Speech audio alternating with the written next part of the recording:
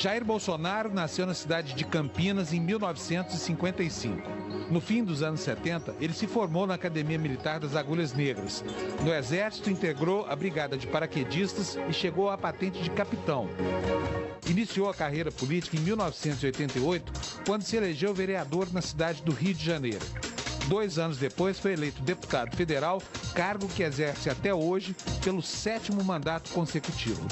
Com passagens por legendas como PDC, PPR, PPB, PTB, PFL e PP, ele está atualmente filiado ao PSC. Para falar sobre suas ideias de Brasil, o deputado Jair Bolsonaro é o convidado de hoje do Canal Livre. Boa noite. O Canal Livre volta à série de entrevistas com possíveis candidatos à presidência da República em 2018. E nesta semana, para entrevistar o deputado federal Jair Bolsonaro, estão comigo aqui na bancada os jornalistas Fernando Mitre, Mônica Bergamo, Júlia do Alibe e Sérgio Amaral. Deputado Bolsonaro, boa noite, obrigado por atender o nosso convite.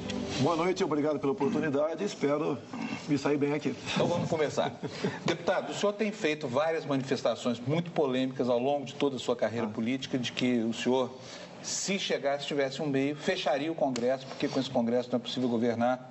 E, recentemente, o senhor escreveu uma carta compromisso, falando o contrário disso, dizendo que respeitará as instituições, as minorias. Eu quero saber qual é o futuro presidente, caso venha ganhar as eleições. É o Bolsonaro de sempre ou o Bolsonaro da carta? O fechamento tem aproximadamente 20 anos, momentos de indignação. Se hoje, por exemplo, caísse uma bomba H dentro do parlamento, pode ter certeza de uma coisa, veio a festa no Brasil. Então, o parlamento, como se encontrava e como se encontra, é lamentável, mas nós temos que governar com ele. Deputado, o presidente Michel Temer disse ontem que o brasileiro flerta com o autoritarismo. Há alguns meses a gente viu um general Mourão falar que precisava da intervenção militar para resolver a questão da corrupção no país. O senhor acha que há um limite para o autoritarismo ou para a intervenção dos militares? Como é que o senhor vê isso? Nós temos que botar um limite para o rumo ao comunismo e combater a corrupção no Brasil. Fernando Henrique Cardoso, governabilidade não é fechar os olhos para a corrupção. No tocante ao general Mourão, o que ele falou é o seguinte, que espera do judiciário decisões para que não se agrave a situação política nacional. Porque se nós chegarmos ao caos, naturalmente as Forças Armadas vão intervir. Agora, o senhor não acha que a solução, deputado, a solução é sempre democrática? A história já não ensinou isso? Quer dizer, o senhor é candidato, nós temos uma eleição aí, e o senhor eu falei em caos, assim como se usa as Forças Armadas em GLO, garantia da lei e da ordem. Ninguém está pregando intervenção militar. Eu nunca preguei isso, nunca falei uma palavra favorável a isso daí. Agora, se chegar num caos, as Forças Armadas vão ter que interferir pela manutenção da lei e da ordem. Dentro da Constituição. Lógico, pela manutenção da lei. Só para ficar claro isso aí. Agora, deputado, o senhor nessa mesma ocasião, o senhor falou que não acreditava no voto, que o Brasil só teria jeito se partisse para uma revolução, uma guerra civil, aliás, matando inclusive, fazendo o que o regime não conseguiu fazer, matando 30 mil pessoas, ainda que morressem inocentes. O senhor agora, o que mudou que o senhor agora passou a acreditar no voto? Se é que o senhor passou a acreditar no voto, o senhor agora... Respondendo pelo final, nesse voto eletrônico eu não acredito. Tanto é, quando eu vislumbrei a possibilidade de disputar as eleições, aproveitei um projeto, emendei-o e elei. Vale para o ano que vem o voto impresso. É uma forma de você auditar as nossas eleições. O TSE quer dar uma volta nisso daí. Ok? Então, dessa forma de fazer política fica complicado. Você acha que as eleições não são limpas no Brasil? Não, eu não tenho como comprovar que houve fraude, nem você tem como comprovar. O senhor não aceita o sistema? Gente, um de cada vez para a gente poder entender. A questão do eletrônico. Vamos lá. Só isso, deputado. Como é que eu consegui sozinho aprovar o voto impresso? Ninguém queria aprovar. Eu comecei a falar para ele o seguinte, muitos de nós desconfiamos do voto eletrônico para presidente da República. Daí vem essa pergunta que ela fez aqui, mas você foi eleito. Que eu tenho falado o seguinte, o que poderá acontecer? Poderá acontecer em 2018.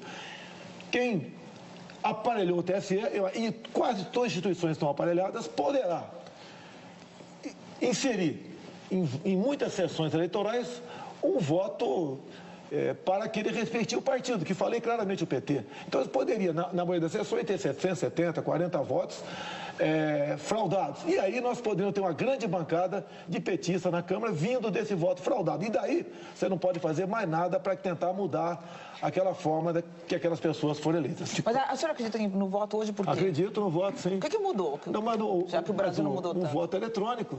Não. O senhor disse naquela ocasião, parte, o voto não resolve os problemas do Brasil, tem que ser uma guerra... Quanto tempo faz isso aí? Não, eu quero saber por que mudou. Quanto tempo isso aí? Há 20 anos mais ou menos, mas 20 anos mais ou menos. Eu cheguei em Brasília em 91. O Figueiredo tinha acabado de deixar o governo. Tinha um montão de anistiados lá dentro. Eu era o alvo preferido deles. E teve muita canelada naquelas oportunidades. Muitas caneladas mesmo. Até falei, isso que dá torturar e não matar. Muita coisa eu falei. Que hoje o senhor não repetiria. O senhor se arrepende. Não me arrependo de nada. Nós evoluímos, nós aperfeiçoamos, tá certo? E nós buscamos o consenso. É isso que eu faço, venho fazendo ao longo do meu tempo da vida parlamentar. Agora, por falar em evolução, o senhor tem mudado também na área da economia. O senhor está agora dialogando com o mercado, está se aproximando. Tá. O senhor está defendendo aí alguns princípios liberais que parecem novidade na sua vida, na sua carreira. O senhor está mudando assim também? O senhor está se preparando para ser um candidato diferente do Jair Bolsonaro conhecido? Na essência, não. Eu sou diferente de todos os pré-candidatos que estão aí. Eu não tenho nem partido ainda. E segundo algumas pesquisas, como o Paraná Pesquisa, eu estou com 21%. Eu devo ser uma pessoa que tem que ser analisada, o que me fez chegar até esse momento de certa projeção nacional. E digo mais, Mitre, quem declara voto a mim dificilmente muda. Então, em não havendo fraude, com toda certeza eu estarei no segundo turno. No tocante à economia, eu sou o único que tenho falado, ouvindo pessoas que eu confio. Não basta você ser economista, eu tenho que confiar em você. Nós chegamos à conclusão que, com regras, o Banco Central tem que ser independente, até para uma previsibilidade, até para que eles possam trabalhar com metas no tocante à inflação, juros, ajuste fiscal, entre outras coisas. Eu não sou especialista em economia. Eu tenho que ser especialista eu tenho que ser um médico porque vou indicar o futuro ministro da Saúde? Não é por aí. Sim. Eu tenho que ser a pessoa de bom senso. O senhor adotou o velho tripé, né? O senhor já falou. Tem que ser, até que deu certo depois de algum tempo, depois de muita tentativa e erro. E o Brasil perdeu muito até chegar a esse ponto que tem que ser preservado na questão da economia. O senhor acabou de dizer que quem declara voto no senhor não muda. Só que muita gente, eu já vi muitas análises, que nesse momento o voto no senhor seria um voto de protesto. O senhor acha que já dá para diferenciar, então? Não é um voto de protesto? Os números da pesquisa representam o que é real hoje, já? Eu tenho certeza que é dessa forma. Logicamente, eu agrego um pouco de voto de protesto. Até o Dória tentou capitalizar um tempo atrás, que seria o anti-Lula. Eu sou anti-Lula desde quando eu entrei na política, tá? Então, capitaliza muita coisa para mim. Eu tenho fala simpatia, né? Simpatia do público evangélico, simpatia enorme do agronegócio, das pessoas que querem ter uma arma dentro de casa, das pessoas que querem um currículo escolar diferente dos que estão aí, das pessoas que querem fazer comércio com o mundo sem o viés ideológico. Eu tenho simpatia dessas pessoas todas, que ao longo do tempo, vão se transformando em possibilidade real de voto. Deputado, o senhor tinha uma posição bastante intervencionista no que tange à economia. Até a Folha publicou um levantamento feito com base nas suas propostas, nas suas votações no Congresso. Agora o senhor está adotando esse discurso liberal. Queria entender um pouco o que é esse intervencionismo com um pouco de liberalismo. O senhor é a favor da privatização da Petrobras, da Eletrobras, e o senhor votou a favor de subsídios. Que tipo de subsídio o senhor acha que a economia é favorável para movimentar a economia? Para mim, a Folha não é referência de absolutamente nada. Tanto é que eu não atendo mais a Folha de São Paulo, a não ser gravando entrevista. Deturpam tudo, tem seus interesses. No tocante à economia, tem estatais que não tem que ser privatizadas, tem que ser extintas. Tipo? Eu não quero entrar em detalhe aqui, porque careceria de um bom estudo vindo do BNDES para mim. Eu não quero entrar em detalhes aqui. Até porque eu não quero aqui que alguma coisa que, porventura, eu fale aqui de forma equivocada sirva para potencializar outros setores da nossa imprensa. Outros estatais têm que ser privatizadas sim. As estratégicas, você tem que ver o modelo. Você não pode entregar essas questões estratégicas para o capital que pagar mais para você. Eletrobras. Fala-se em Golden Share, privatizar, exemplo da nossa Embraer. Então, isso que eu tenho assimilado e concordado com pessoas que me traz essas informações da área política. A Eletrobras. É a mesma coisa, no meu entender. Quando eu falei há pouco tempo a questão da China, né? Eu falo a China porque a China é que tem mais dinheiro. A China está sendo mais agressiva nessas questões. A China não está comprando do Brasil, está comprando o Brasil. Então, com Golden Share ou com uma forma de privatizar semelhante à nossa Embraer, você pode abrir o capital e privatizar até essas estatais. Só para concluir aqui, ainda a respeito dos seus projetos no Congresso, qual o projeto que o senhor escolheria para dizer desse eu me orgulho? Esse é o projeto da minha vida no Legislativo. O próprio voto impresso. Aqui nós damos uma garantia à população que as eleições estão sendo conduzidas de forma justa, onde você vai garantir em quem você votar, o voto vai para aquela pessoa. Agora, você sabe a dificuldade de apresentar um projeto de aprovar um projeto em Brasília, ainda mais eu. Eu tenho um projeto, por exemplo, que fala da castração química para defender as mulheres, e as mulheres da esquerda, do PT, não deixam o projeto ir para frente porque é meu. Então, eu não sou o Jair Bolsonaro, eu sou o capitão Jair Bolsonaro, que sou um fantasma para a esquerda brasileira ainda que está dentro do parlamento brasileiro. Não, lembrando que não são só as mulheres do PT, né? Tem de outros partidos também, mas o senhor tem tentado se aproximar do mercado, conversado com bancos, com empresas de investimentos. A reforma da Previdência é uma reforma considerada a menina dos olhos do mercado, uma reforma radical que é o mercado, né? Qual é a reforma da Previdência que o senhor defende? Por exemplo, em relação aos militares e a reforma geral. O que o senhor... Quer começar pelos militares? Se quiserem botar os militares na Previdência, eu concordo. Desde que temos direito à greve, fundo de garantia... Então o senhor não concorda? Peraí, não é igualdade? Não, mas o senhor não concorda, porque não pode os militares fazerem greve. Mas espera aí, mas se é para pagar, ser iguais na Previdência, ser iguais também nos deveres lá atrás. Ok? Agora, o militar sempre foi, para o mundo todo, né, uma instituição à parte. Nós não temos... O mundo todo, pelo que eu sei, raros são os países que fazem Previdência. Ele tem um aparato social que lhe garante aquela aposentadoria que tem o nome de inatividade, é diferente. Por exemplo, eu vou estar daqui a pouco na formatura do terceiro sargento de especialista em Guaratinguetá. A garotada se forma lá, falando inglês, inclusive, ganhando bruto R$3.400 por mês. Ao longo de 5 anos, metade pede demissão. É para continuar dessa forma? Se podem continuar se prevalecendo da disciplina do militar para subjugá-lo, não é dessa forma.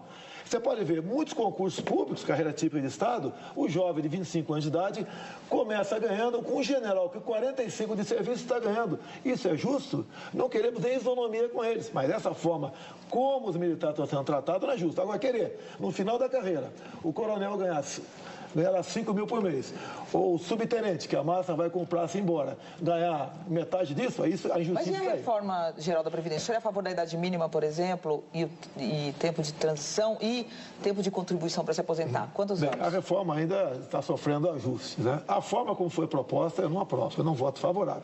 Quando se apareceu os 65 anos, a forma inicial, por coincidência, eu estava no Piauí. E ali eu puxei um atlas, estava comigo, e vi a expectativa de vida do povo daquele estado, 69 anos.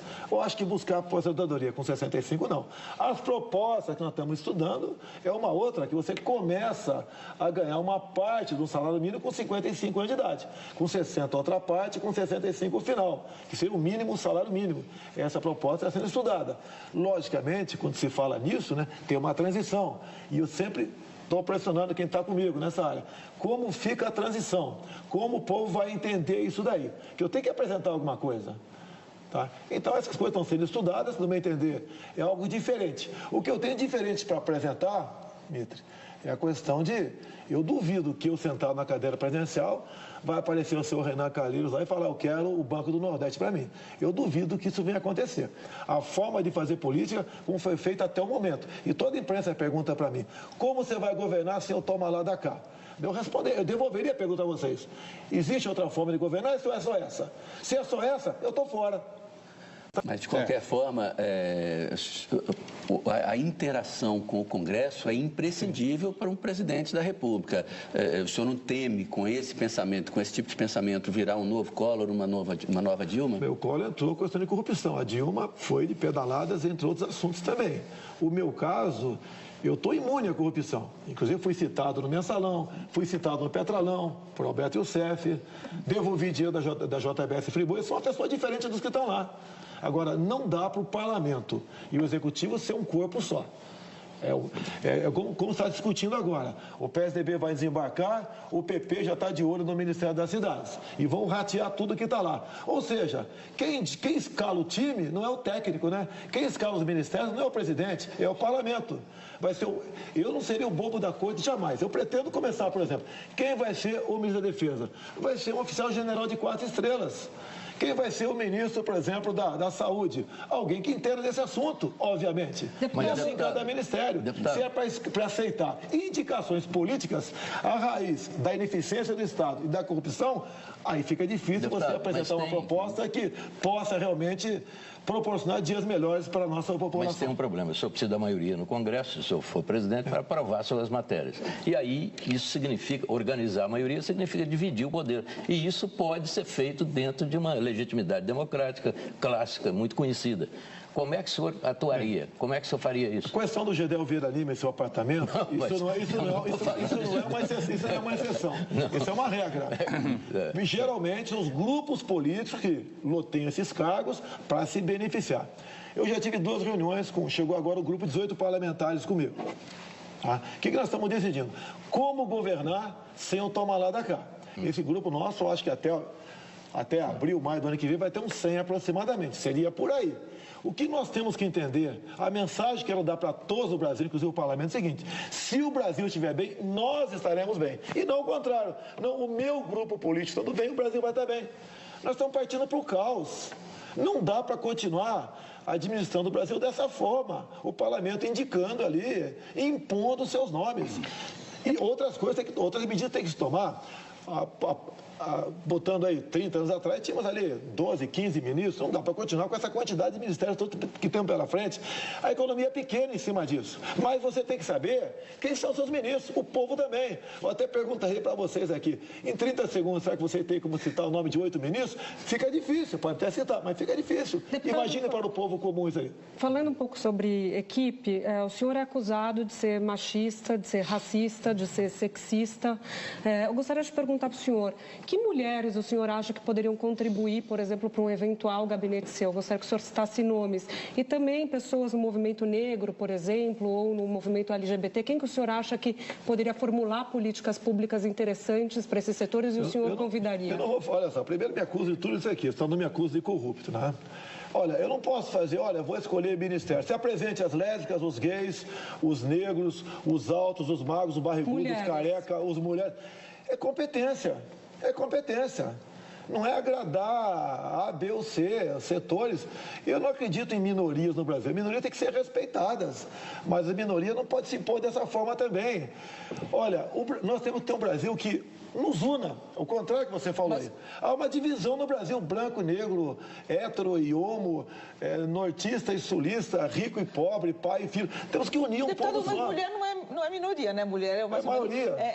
O senhor não consegue citar nenhuma mulher próxima do senhor que esteja ajudando o senhor? E nem quero citar homens aqui, até porque eu tô uma mulher que seja referência para o senhor. Ou uma líder internacional. Margarete Tati, por exemplo. Não, mas ela já não pode ser ministra do Brasil porque ela Você quer que eu cite morreu, Luiz né? Lindo aqui para vocês? Que vergonha! Que vergonha! Pelo critério de cor. Que envergonha, inclusive, a raça negra. Deputado, agora deixa eu entrar nessa questão. O presidente Michel Temer, por exemplo, nunca disse que era machista, não foi processado, muito menos condenado, como aconteceu com o senhor. Mas fez um ministério absolutamente sem mulheres, né, no começo da gestão, foi muito criticado. Como é que vai ser isso? Já que o senhor não quer estar, não, teoricamente, como é que o senhor vai distribuir? Porque o senhor vai ter que lidar com esse problema. Ainda que goste do conceito das minorias. O senhor vai ter que ter representantes delas lá. Mas eu não vou falar em minorias, é competência. Quando você fala condenado... Não, eu sei, mas o que eu estou perguntando é o seguinte. Um processo político. Quantas mulheres o senhor pretende ter no seu ministério? Foi condenado agora, político, olha só. A questão Maria do Rosário. Meu Deus do céu. Foi a Soraya Vieco que foi lá pessoalmente me denunciar, aproveitando uma saída do Rodrigo Janot. Pelo amor de Deus, ela me chama de estuprador. Estava defendendo a redução da maioridade para estupradores. E eu sou réu nisso. Pelo amor de Deus. Eu agora, uma declaração que dei em 2011, que não participaria de uma marcha do orgulho gay por acreditar em Deus e na família, me dão 150 mil de danos morais.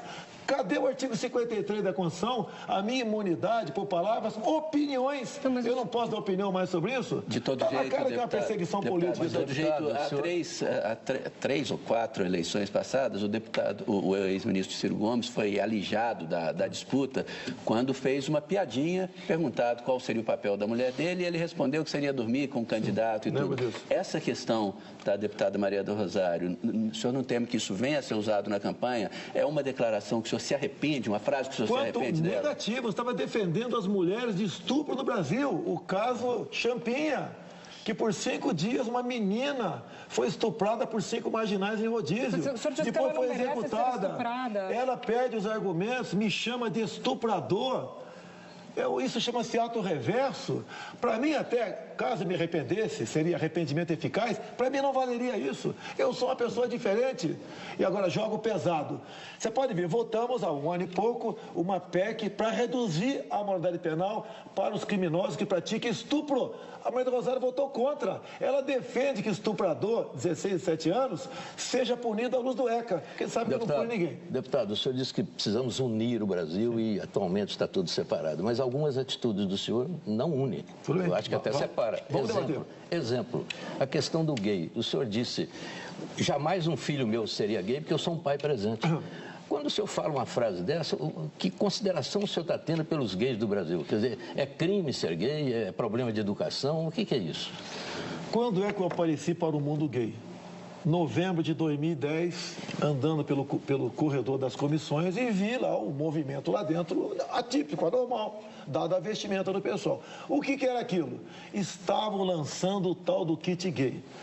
Ouvi e tenho filmado comigo o senhor André Lázaro, secretário de alfabetização do MEC. Estava lançando lá, inclusive, o filme Beijo Lésbico. Disse ele, passamos 3 meses discutindo até onde a língua de uma menina entraria na boca de outra menina para fazermos um filme Beijo Lésbico para combater a homofobia. Tu acha que algum pai quer que a sua filha ou seu filho de 6 anos de idade assista isso na escola? Mas o senhor não respondeu a minha pergunta. Joguei pesado. A minha isso é chumbo trocado. Eu tenho certeza, né, que em grande parte, olha só, eu não quero discutir o fundamento, como é que o elemento tem esse costume ou nasceu assim. Isso não interessa para mim. Eu quero que todos, inclusive os gays, sejam felizes, mas esse tipo de comportamento não seja ensinado nas escolas. Que iria, inclusive, para o filho dos pobres, que aquilo começaria com escolas públicas.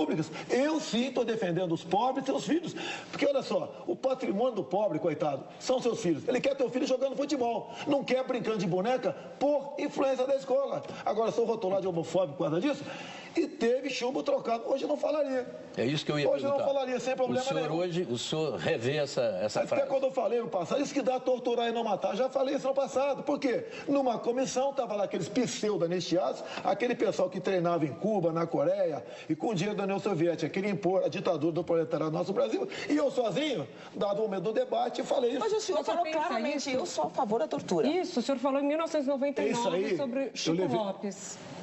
Eu falei... O ex-presidente do Banco Central. O que eu falei é o seguinte, eu dei um exemplo. Imagine um filho de vocês sequestrado. E você, naquela época, né, não tinha celular, era o orelhão.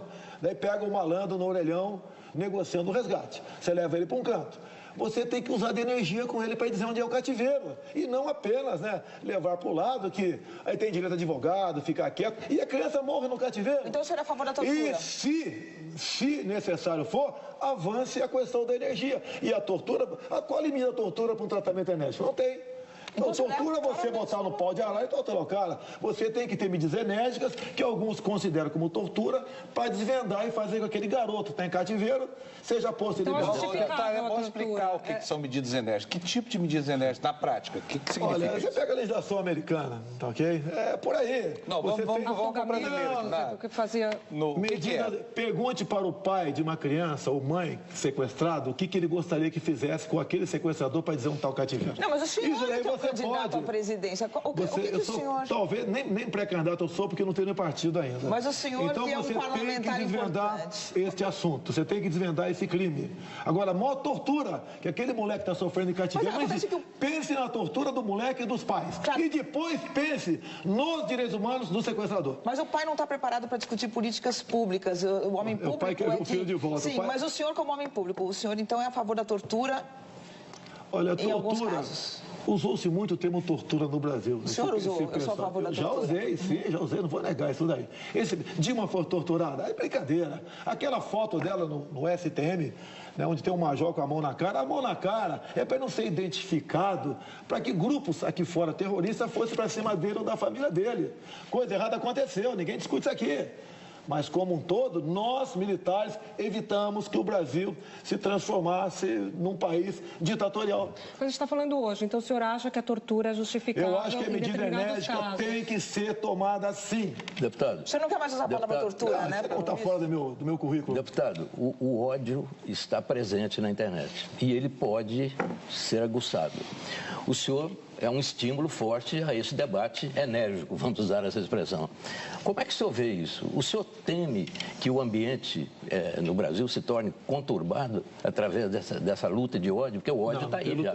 Como é que o senhor vê isso? Como é que o senhor vê isso? A Venezuela, se não me engano, acabou de criminalizar, a questão chama-se crime de ódio lá. Ou seja, o governo central faz o que bem entender. Não tem dúvida, mas aqui no Brasil, nós estamos partindo para isso. Eu não prego ódio, eu sou paz e amor. Não estou dizendo o que o senhor prega ou não prega. Como é que o senhor vê? O senhor é um estímulo, não tem nenhuma dúvida. Como é que o senhor vê isso crescendo na internet? Ninguém mais do que eu sofre isso na internet. Eu sou vítima da internet e eu defendo a imprensa livre. Eu fui contra a forma, o marco civil da internet daquela forma, porque permite o marco civil ser regulamentado por decreto. E não foi porque houve um impeachment e se esqueceu isso aí, que o PT iria partir para isso aí. Agora a internet é um campo livre. Você não pode falar isso pode, isso não pode. Lógico, pedofilia, essas questões, então nem se discute. Agora, no tocante a ataques até pessoais, eu não dou bola para isso. Recentemente, deputado, o senhor fez uma referência a imigrantes sírios, inclusive. Não é porque eu sou descendente de sírio, não. Mas aquilo me pareceu um pouco excessivo. O que o senhor quer dizer com pessoas, a escória que chega nos países? Eu falei que a escória do mundo não poderia vir para cá. Não é os sírios, tá? Nós temos então, escória no Brasil. Vamos explicar isso. Nós temos escória no Brasil. Ou não temos? Claro, mas vamos explicar essa questão dos imigrantes sírios. Qualquer imigrante tem que ter regra para entrar aqui. Com a nova lei da migração, o Brasil passou a ser um país sem fronteira. Eu fui lá no Roraima ver a questão da migração dos venezuelanos. Pergunte para os nossos irmãos de Roraima o que eles acham que está acontecendo lá. Se o governo tinha tomado alguma providência, talvez criar um campo de refugiado, fazer alguma coisa. Porque lá chegou a violência. Chegou, as escolas públicas estão todas ocupadas por filhos venezuelanos, os hospitais todos ocupados, prostituição de meninas até senhoras, à luz do dia. Nós não podemos deixar que isso aconteça no nosso Brasil. Tínhamos um problema também, o pessoal do Haiti que entrava pelo Acre, e o governo do PT mandava para São Paulo. A tua casa entra quem você quiser.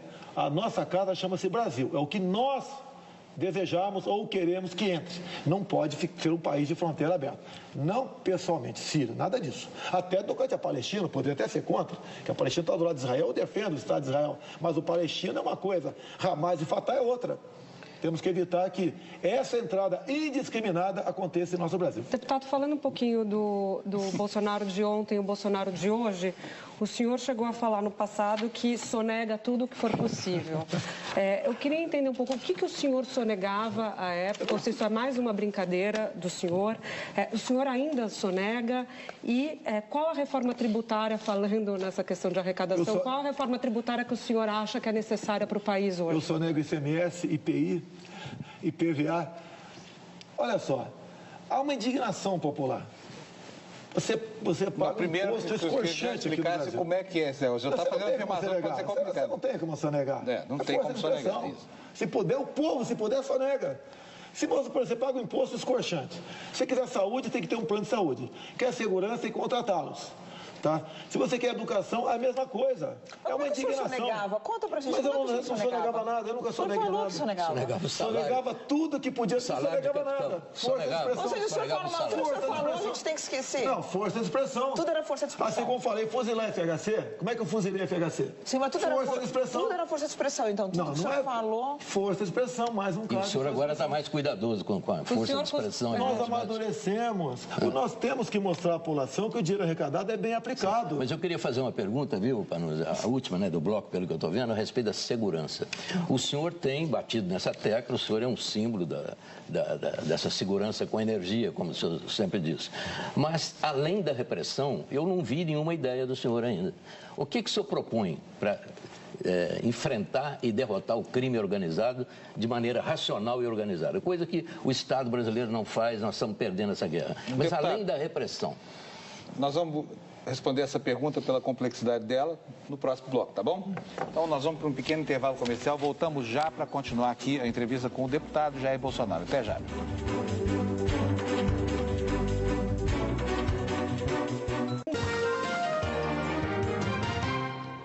O Canal Livre está de volta. Estamos hoje aqui entrevistando mais um possível candidato à presidência da República, o deputado Jair Bolsonaro. E no bloco anterior, o Mitre fez uma pergunta sobre segurança que eu interrompi. Mitre, repare, por favor. Eu vou sintetizar. Além da repressão, porque eu só vejo o senhor falar da repressão, mas que outro projeto o senhor tem para o combate ao crime no Brasil? Alguma coisa racional? Se você até começar a resolver a questão da economia, tu ajuda a violência a diminuir. Não há nenhuma dúvida. Um montão de medidas. Tudo que der errado, estoura na violência. Cai no colo do agente de segurança pública lá embaixo. Mas o seu projeto? Tá? Vamos lá. Primeiramente, desfazer o que foi feito até agora. Tá? Questão de armamento. Todo e qualquer cidadão de bem, se quiser ter uma arma, no que depender de mim, a terá. E para o homem do campo, fuzil, cartucho 762. Invasor tem que ser recebido assim. Afinal de contas, a propriedade privada é sagrada ou não é? Se não é, se é do Estado, estamos no comunismo, não temos que discutir mais isso daí. Uma outra questão muito importante, o policial militar. Eu falo muito pelo Rio de Janeiro, são meus amigos lá. Ele diz para mim, se eu atiro, eu vou para a cadeia. Se eu não atiro, eu vou para o cemitério. Tá essa desgraça conhecida como audiência de custódia. Até é comum, né? O policial prende o bandido, no dia seguinte, na audiência de custódia, o bandido conta a sua historinha lá, que foi torturado psicologicamente, e o policial responde por tortura psicológica. Nós temos que ter o excludente de ilicitude para a operação policial e para a legítima defesa também. O policial em operação responde, mas não tem punição. E legítima defesa também. Olha o caso Ana Hickman, o cunhado dela, está em tribunal de júri lá em Minas Gerais.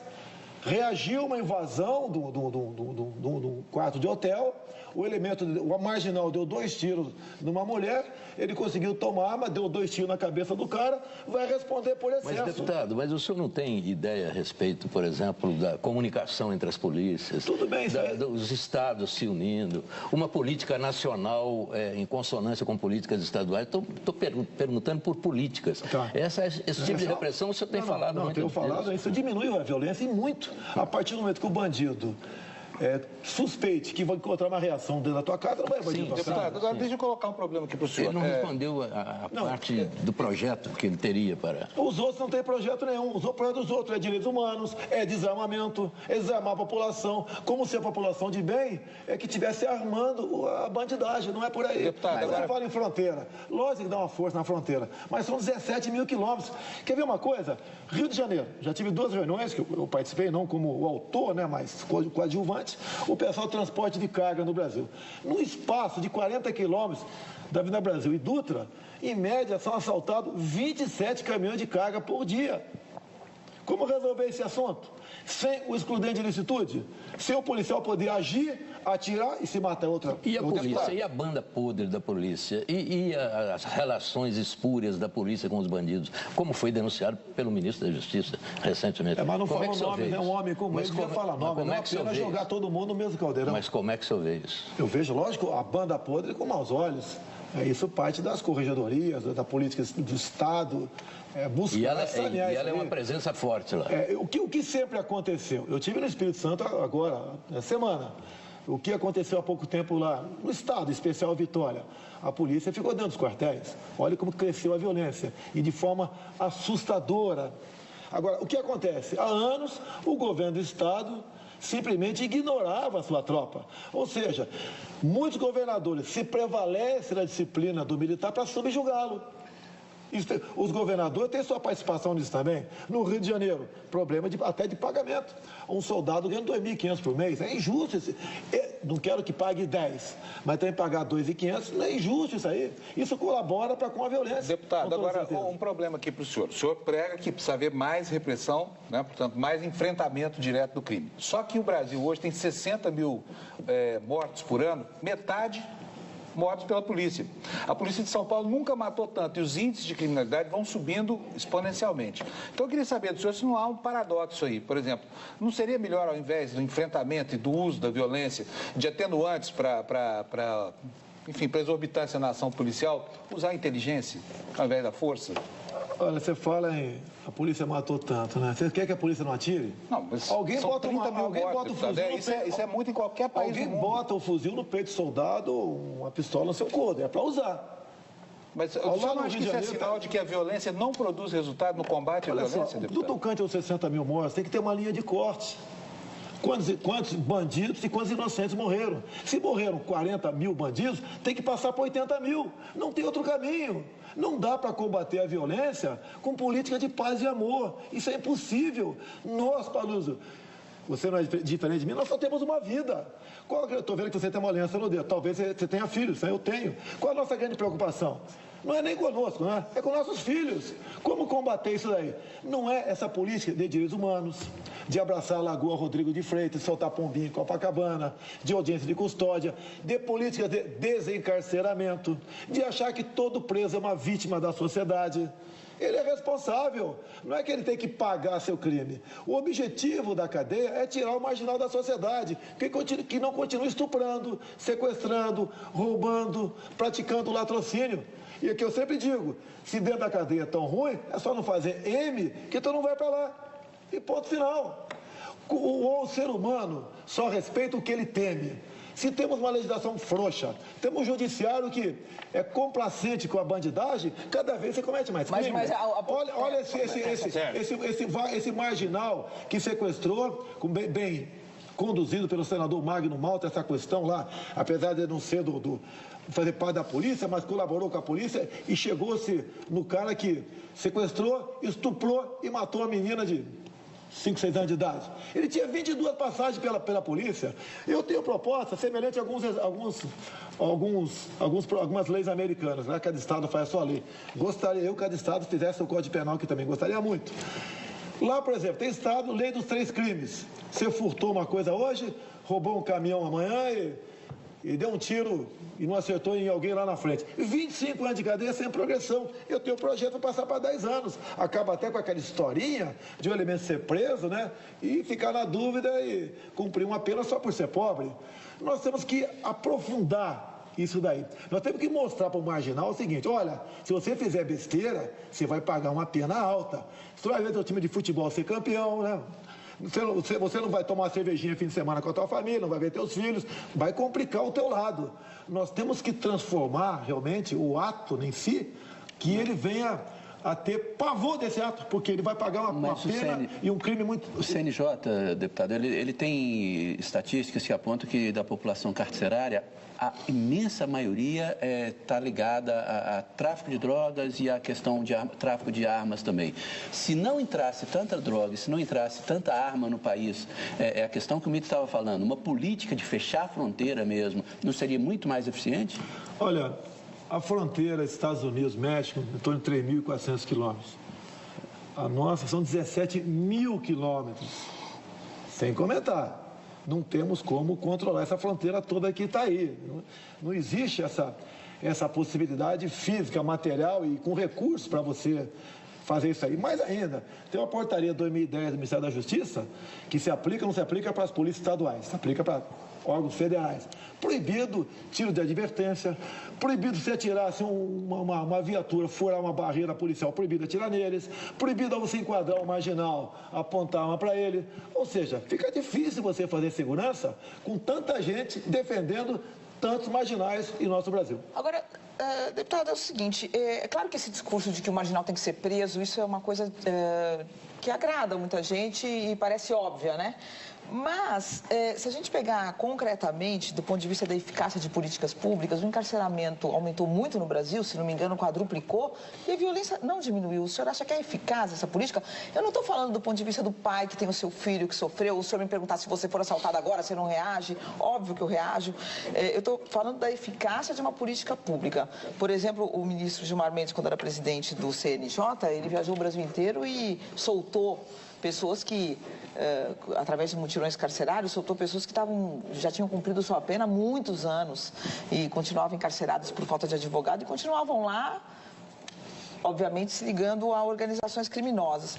É eficaz essa política de desencarceramento diante dos números concretos? Então vamos desencarcerar. Tem um projeto no Senado agora, ridículo projeto, tá? Já aprovou, está chegando no plenário. O diretor de estabelecimento prisional, caso a população seja um pouco grande, ele pode fazer gestões para botar na rua. Há pouco tempo sepultamos lá um projeto de lei que tratava do Estatuto do Encarcerado. Pelo amor de Deus. Dava direito a cada grupo de 1.000 encarcerados, 5 médicos. Dava direito a eles a presidiar, inclusive, salão de beleza. Criava o dia do encarcerado, dia 25 de junho. Criava, inclusive, dos direitos do preso. O preso não tem que ter direito. Tem que ter direito nenhum. Ele não é cidadão mais. Não é ressocializar? Porque não, o objetivo da cadeia não é ressocializar, não. É tirar o canário da sociedade. Tá? Então, dava direito à cela individual. Cela individual, ou seja, o pessoal de colarinho branco não ia mais para a cadeia, porque estaria a cadeia cheia com outro tipo de criminosos. Tá? Então, esse tipo de política que foi adotada até hoje tem que desfazer tudo isso aí. Lógico, depende do parlamento brasileiro, depende. Tá? No que depender de mim, se eu chegar lá, nós vamos desfazer tudo que foi feito pelo PT e pelo PSDB nessa questão também. Bom, o Canal Livre vai para um último intervalo, voltamos já para concluir a entrevista com o deputado Jair Bolsonaro.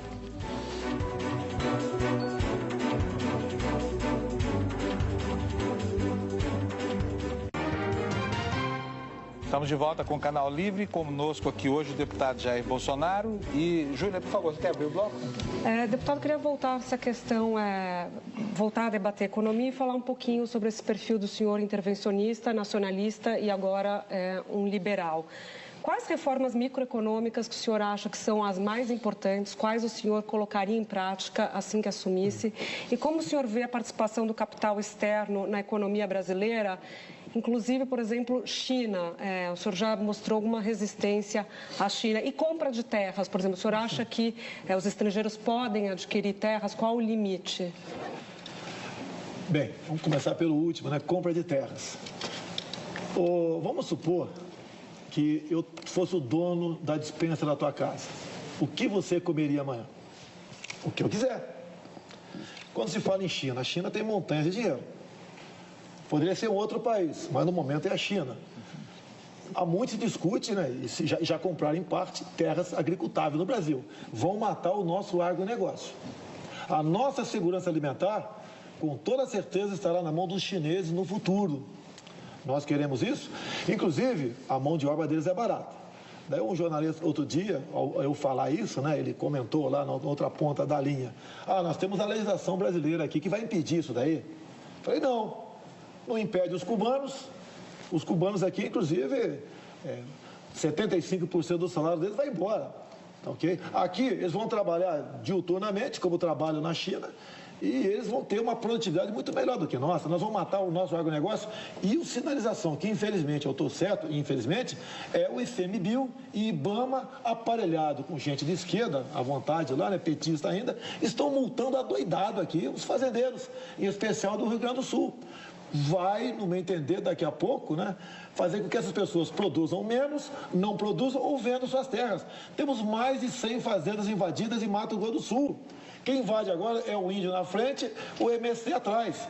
Tenho fotos para mostrar para vocês, estações de torre de transmissão de energia elétrica no sul do Pará, com 200 pneus embaixo deles. O MST pronto para tocar fogo, derreter a torre, interromper a energia. Mas, deputado, voltando à questão da Júlia, que é o seguinte, as medidas microeconômicas. Eu vou fazer uma pergunta que sintetiza. Desburocratizar. Eu vou fazer uma pergunta. Você leva 90 dias para abrir empresa no Brasil, isso não pode acontecer. Não, mas eu vou fazer uma pergunta que sintetiza isso. Como combater o déficit fiscal estrutural?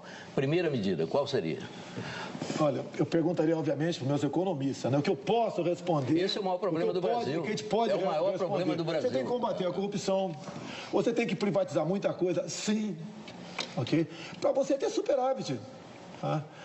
Você tem que conversar com todo mundo da sociedade, ok? E buscar medidas para facilitar a vida de quem quer produzir e quem é empreendedor. Coisa que não tem. O governo só lembra de nós, aqui do povo, aqui embaixo, na hora de ir na jugular dele e arrancar muito dinheiro para pessoas. Quando é que os economistas que o senhor tem reunido vão apresentar um projeto para o senhor defender? E quem são esses economistas que o senhor mantém tanto segredo está aqui, o Brauman está nos acompanhando. Quem mais? O Abrão está nos acompanhando aqui. Outro Saxida também está nos acompanhando. Tenho visto de longe alguns outros economistas, tá? Para ver qual seria a melhor linha para ser adotada. Afinal de contas, plano de governo, Mito, você sabe que eu tenho que apresentar por ocasião de uma possível registro de candidatura que seria em agosto do ano que vem.